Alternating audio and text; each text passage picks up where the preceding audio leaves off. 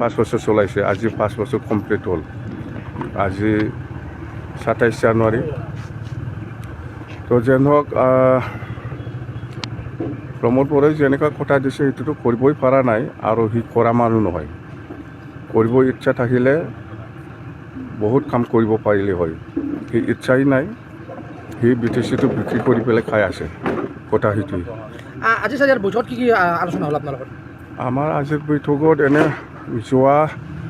19 তাৰিখ আৰু 20 তাৰিখত যিটো দুদিনীয়া কাৰ্যসূচী লৈ পেলাই যিটো ট্ৰাইনিয়েল কনফাৰেঞ্চ হৈছিলে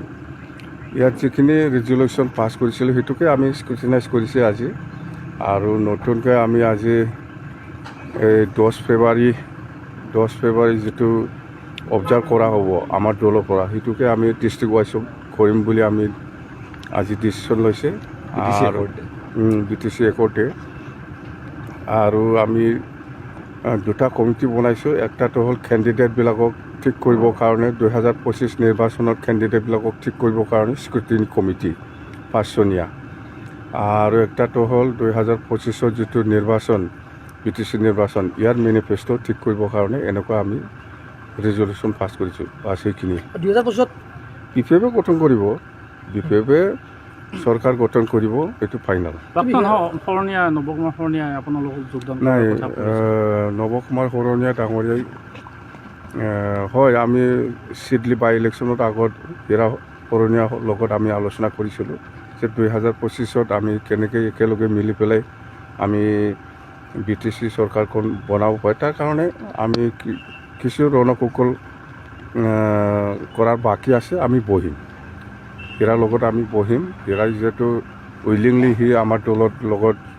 মানে এলায়েন্সত থাকিলেও বা নাথাকিলেও কেনেকৈ আমি এডজাষ্ট কৰি পেলাই কাম কৰিম সেইটো বিষয় লৈ আমি আলোচনা কৰি ফাইনেল কৰিম মিত্ৰতাৰ কথাটো সেইটোৱেই এলায়েন্স হৈ পেলাই খেলিম না এলায়েন্স নোহোৱাকৈ কিছু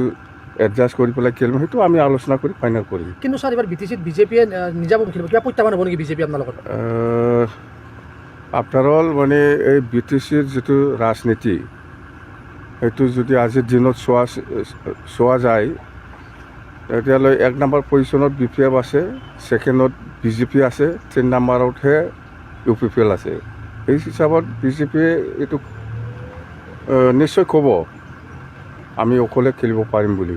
কিন্তু মুখ্যমন্ত্ৰীৰ আপোনাৰ ভিতৰুৱা কিবা সম্পৰ্ক এতিয়া আছে নাই মোৰ লগত এনেকুৱা ভিতৰুৱা নাই BTR ৰেকৰ্ডত একো মানে উন্নয়ন কাম BTR ৰেকৰ্ডতো কি আছে কি নাই আপোনালোকে চবেই জানে মুঠতে BJP পজিশ্যনটো আজিৰ দিনত BTC অঞ্চলত ছেকেণ্ড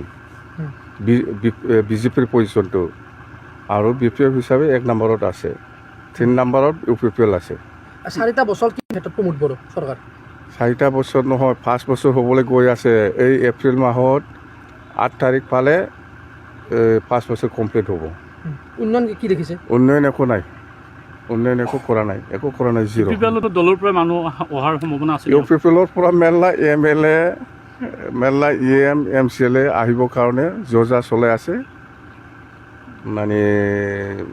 লিংক কৰি আছে আৰু কি কৰিব আহিব কিন্তু আপুনি